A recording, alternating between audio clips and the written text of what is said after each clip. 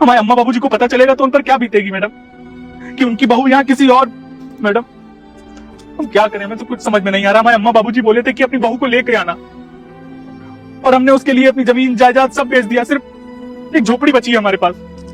अब हमारी जिंदगी कैसे कटेगी मैडम? मुझे तुम्हारी सारी बातें सुनकर मुझे तुम्हारी सारी चीजें समझ में आ गई। तुम्हें पता है शहर की हवा ही ऐसी होती है, यहाँ पर आकर के लोग अक्सर बदल जाते हैं। यहाँ पे ना रिश्तों की कोई वैल्यू नहीं है, यहाँ पे सिर्फ वैल्यू है तो पैसों की।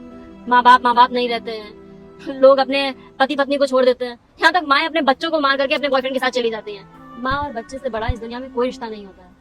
लेकिन तुम्हें पता है आज के टाइम पे वो रिश्ता भी बिकाऊ हो गया है। अगर आप पैसा दे रहे हैं उन्हें, आप उनकी ख्वाहिशें पूरी कर रहे हैं तो वो आपके साथ हैं। अगर आप नहीं कर पा रहे हैं, जैसे तुमने अपनी जमीन जायदाद सब कुछ बेच करके उसे पढ़ाया लिखाया, लेकिन उसने तुम्हारी वैल्यू नहीं समझी, उसने तुम्हें गांव का गंवार समझा, सोचा आराम से तुम्हें धोखा दे करके निकल जाएगी। देखो वही हुआ, तुमने अपना सब कुछ उसके ऊपर निछावर कर दिया, पर वो जैसे उसे मौका मिला वो तुम्हें छोड़ करके भाग गई। खैर कोई बात नहीं, अब वो तो वापस नहीं आएगी, लेकिन अगर तुम चाहो तो तुम अपनी जिंदगी जरूर बदल सकते हो। लेकिन कैसे मैडम जी, आप ही बताइए, हमको तो कुछ समझ में ही नहीं आ रहा है कि हम क्या करें, कहाँ जाएं। हमारे पास तो गांव जाने के भी पैसे नहीं है।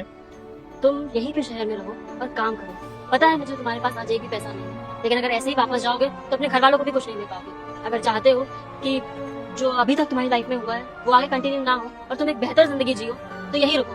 मेरी कंपनी है यहाँ पर, मैं तुम्हें कोई छोटा मोटा काम दे सकती हूँ ताकि तुम उससे पैसा कमा सको। दिखने में तो गाँव से लग रहे हो, भोले भाले हो, ईमानदार भी लग रहे हो, मेहनत भी कर ही लोगे मुझे लगता है। एक बात बताओ, कितना पढ़े हो?